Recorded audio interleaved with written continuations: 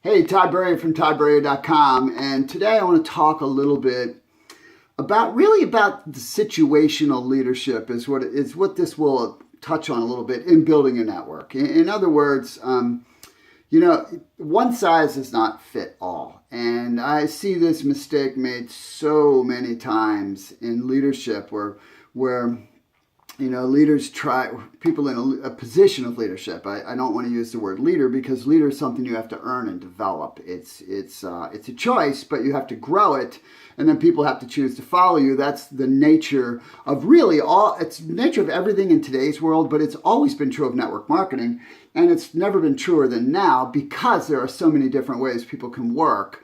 It used to be 25 years ago, really, there was just one way to work for the most part, right? You had to do certain things at certain times or you couldn't work and not work effectively, not be productive in your time. But today you can do so many different things in so many different ways and at so many different times that, you cannot tell somebody you can't do this or you can't do that. It doesn't even make sense. And why would you? I mean, why would you not want people to explore using their gifts in building their business? Because as long as they're working the process where they are making a contact, sharing the information and telling their story, following up and sponsoring and serving and repeating that, why would you give anybody grief for utilizing their particular skills and talents and gifts in that work? And so that's the platform. But, I've taught leadership for a long time to major corporations, and I've done executive coaching for people in leadership in companies. And obviously, I've taught leadership in network marketing. I mean, I'm not afraid to say it that this book, Leading with Heart, this is, in my opinion, the best network marketing leadership book ever written. And it happens to be mine. But I'm just saying it because it's a real thing. I mean, this book is incredible for teaching you how to work with people. And it's based on really 20 plus years of teaching leadership, close to 25 of teaching leadership, doing leadership, living leadership. And I'm not a likely guy to have evolved that way, given where I started as an introvert with low self-esteem and all the reasons I had for that I wouldn't do it. But, I'm a non-confrontational kind of guy. I don't like conflict. I do what I have to do. But I know how to teach leadership in a way where people will follow you and stay with you. And part of that is meeting people where they are. So obviously this is a huge topic, and I'm just going to give you a little nugget today. So this little nugget will be really helpful because you have to understand the nature about how people grow and develop. So this may not be new to you, but if you look at people in all stages of learning, and you went through this too, right? Your first stage is stage one is you're unconsciously incompetent, right? You're trying to do the thing, but you don't know how to do it. And you have no idea how hard it's going to be, but you're excited about it, right? That's the way we learn. And then stage two, right, is where we're consciously incompetent. We're trying to do the thing and it's hard, and we're figuring out it's hard. And maybe now we're like questioning, do we want to do it or not? Because it's hard, it's not easy. And the older we get, the more this stage becomes the stage that blows people out of everything, and it blows people out of network marketing. A lot of people get into network marketing right here. They're all happy, they're excited, it's a great thing, I'm going to get rich, or whatever it is that they're thinking, right? I'm going to have this amazing lifestyle, and they can, but it's going to take some time. And so hopefully, you're not following me if you're someone who's hyping people.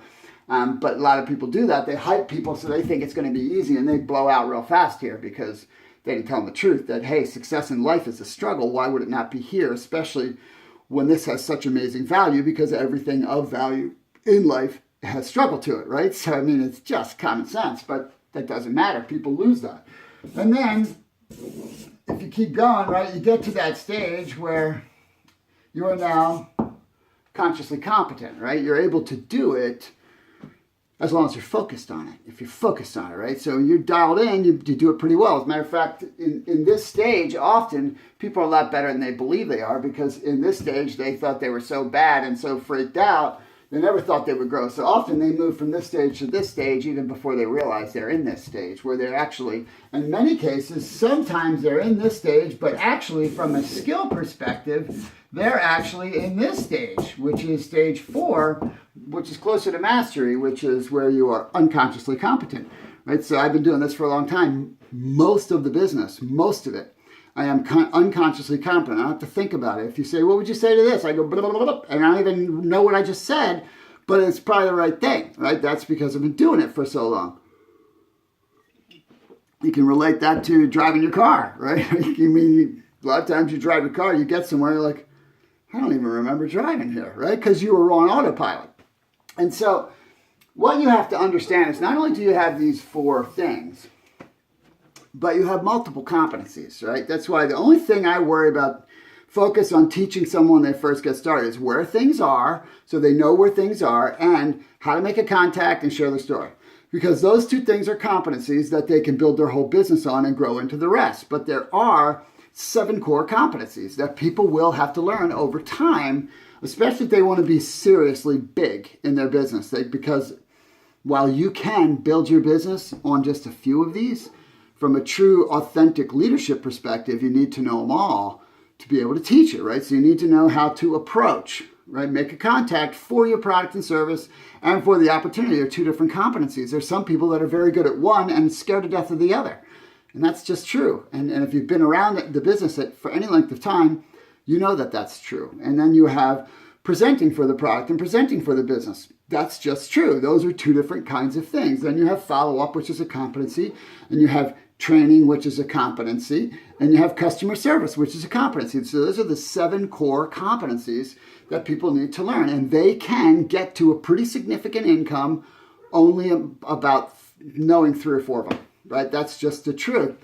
But the thing for you to understand, from a leadership perspective, is that means as people are going through, this is where the situational piece comes in, they are not going to be in these stages of everything at once. So when someone has reached stage 4, for example, they're really only stage 4 in a couple of areas. They're not stage 4 in everything. So maybe they are a master prospector, right? But they don't know how to train their people. Or maybe they're a master presenter, just tremendous telling their story, and they're great at follow-up, but man, they don't give any customer service, right? So you've got all these, and you have to understand in your leadership that you have to, once someone is a master in that area, you got to acknowledge that. Because this whole process is about building relationships and belief the whole way as they're building commitment. Because that's the thing that's wavering. Commitment and belief waver.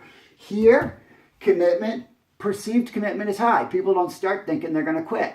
They start think they're going to do it. They got this perceived, commitment because they believe it's going to happen. A lot of times because people have made it seem simple and easy. It is simple, but it's not easy, right? It's hard up here, right? And then they get over into here. What happens? Their belief goes way down, and their commitment level is waffling, right? It's waffling because they're thinking maybe this won't work for me. Maybe this can't happen for me, right? And then when you get over here, what's happening now, because they've pushed through this, right, is their belief has gone up a little and their commitment is still waffling, but it's stabilizing a little bit. And then when they move here, their belief has gone way up and their commitment level has gone way up.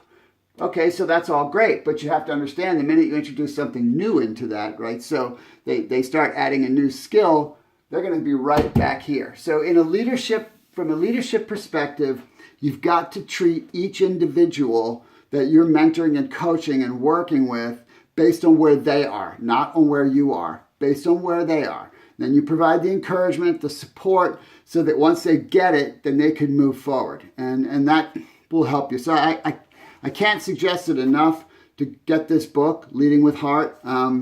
It will help you tremendously in the proper way to lead and develop people and all the different things you're going to encounter and experience both in yourself and in your teams.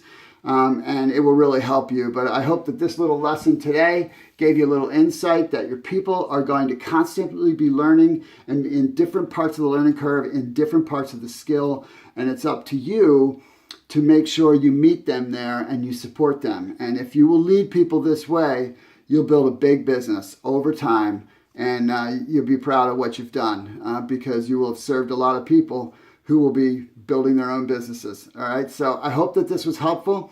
If you have not yet gotten my 27 scripts, that will really help you. That's at toddberrier.com. Just put in your email and get the free download on MP3.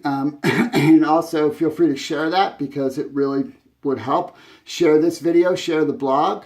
My mission is to help this industry, to to help the reputation of what is an incredible thing, but doesn't have the reputation it should have yet, because there's too many people out there overhyping it, making false promises, just trying to take from people. And this business is so good, so fundamentally good. It should have an incredible reputation. So it's part of my mission is to teach people to do this the right way. After 29 years, I pretty much know the right way. You treat people the right way and you can build a big business just by doing the math with a heart. It's not rocket science, but you are working with people and you got to treat them right. So I hope this was helpful for you today. Thanks for stopping by.